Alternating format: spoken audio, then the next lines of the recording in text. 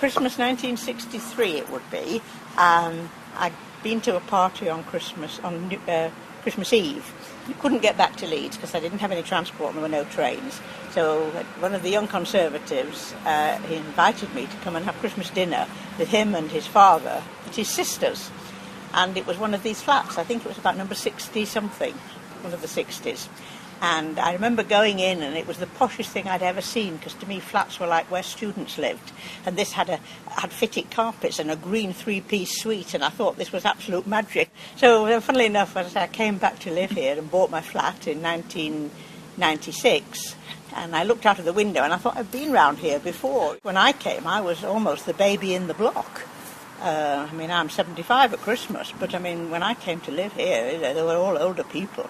And I remember thinking to myself, gosh, if I'm going to live there, I'll have to have a proper removal van. I can't just have a little man in a van. So I had a proper removal firm with Farhays written on the side. First thing I did when I went in, I can't have bare light bulbs, so I went to Woolworths in Chorlton and bought a light lampshade for every room, so that I had lampshades up and neck curtains. Betty is a friend of Vera's, so Betty goes shopping and gets Vera shopping, and I take Betty in my car so that, Betty's older than me and he can't carry shopping forever. My other friend that I had, of course, was Mr. Caulfield, who I lost when did he die? 22nd of June. He seems to be doing nothing but going down Barlamore Road for funerals at the moment.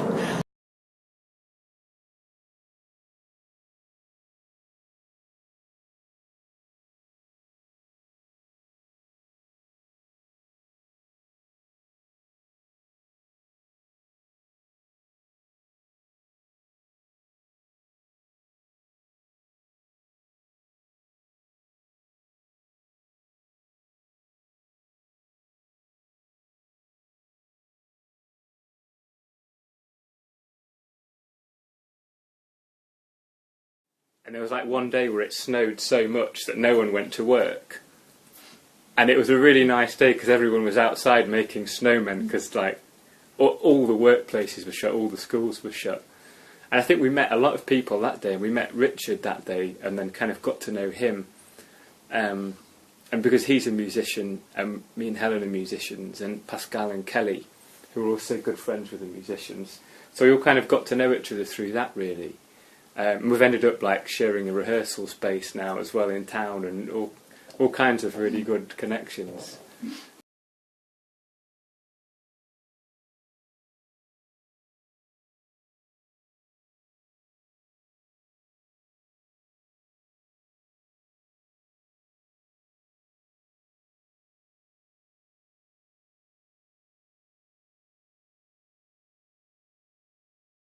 I moved here in June 2007. Time goes by. What I liked about it was, first of all, Wood Road. We were walking at 3 o'clock in the morning, got lost, and we found this road and massive trees and leaves. We're like, wow, it's called Wood Road as well, amazing! And just by chance I saw an ad for a flat and didn't realise that this was exactly the same place, so obviously snapped up. And I just like the way it feels really cosy and just you get more of a sense of neighbourhood about it. But also the flats are lovely. I can't fault it in any way. So and it was close to everything, close to work, not in Chorlton but close, uphill. So yeah, I haven't wanted to move since I came here.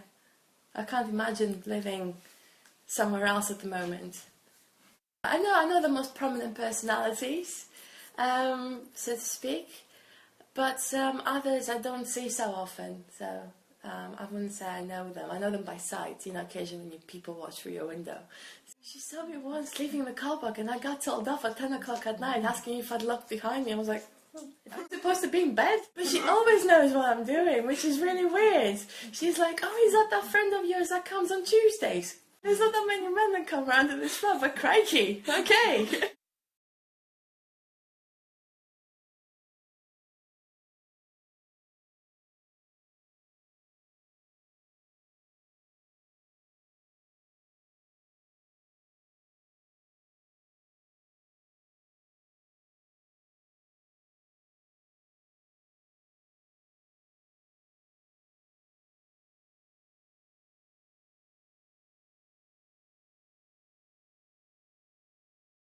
We moved here in 2005.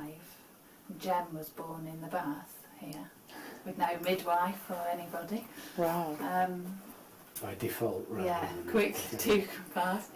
And Millie was conceived over there at number 52, because we used to live in a 2-bedroom, number 52, where there's a baby about to be born in September actually.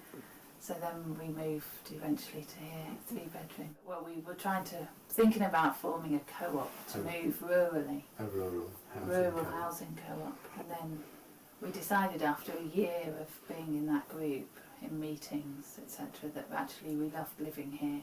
And this was our community. And it's great having the email group.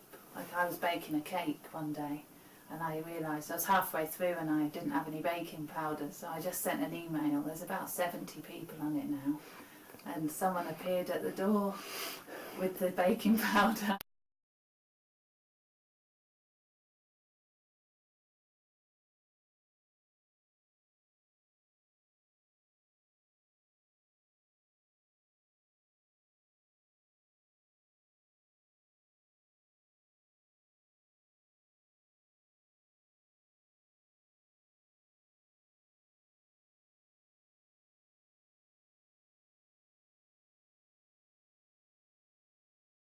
Well, actually, I lived in college at Carlton Road, and I sold my house. And I thought, ye gods, I must go out and find somewhere to live, because the man wanted to move in, who bought it.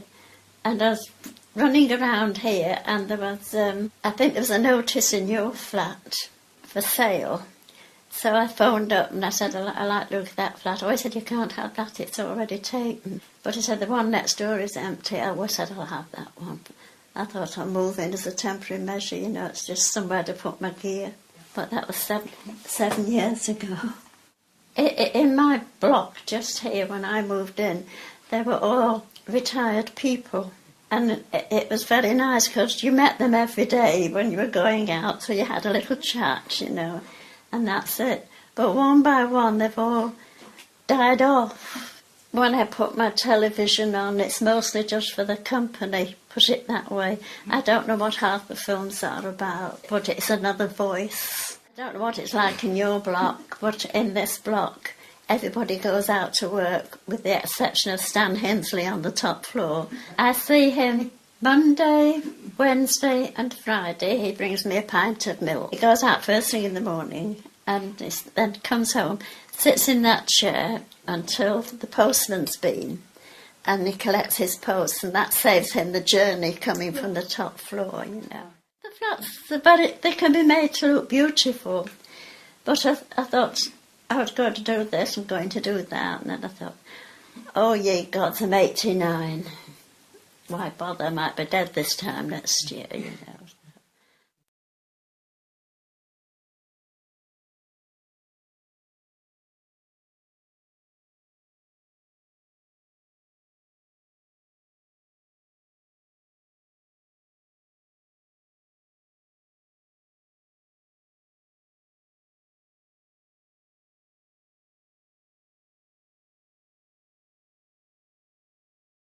Say the first 4 or 5 years, I didn't seem to have hardly any contact whatsoever, you know, with the people that lived here, other than my main contact was my very lovely neighbour Jenny.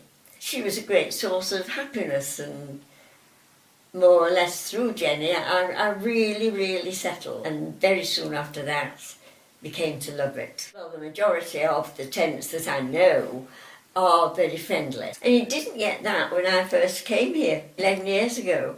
You know, they were very kind of, you know, keep to myself, but all that has altered now. I chose this room mainly for the outlook onto Woodlawn. So pleasant.